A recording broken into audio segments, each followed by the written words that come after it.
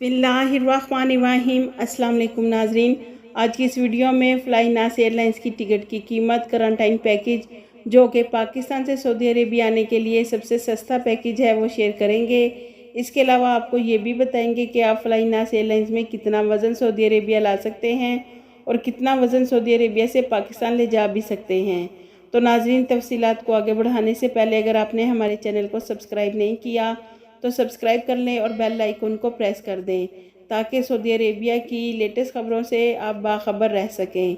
नाजरीन, अगर आप लाहौर से जद्दा के लिए फ्लाइनास एयरलाइंस की टिकट ख़रीदते हैं तो उसकी कीमत 62,103 रुपये की है और 5 दिन का होटल क्वारंटाइन पैकेज डालकर मुकम्मल पैकेज आपको 1,43,338 रुपये का मिलेगा।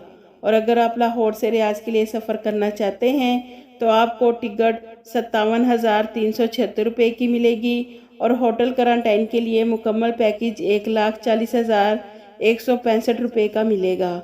इसी तरह नाजरीन, इस्लामाबाद से जद्दा के लिए आपको टिकट 66,034 रुपये की और होटल क्वारंटाइन के लिए मुकम्मल पैकेज ख़रीदते हैं तो वो आपको 1,47,372 रुपये का मिलेगा।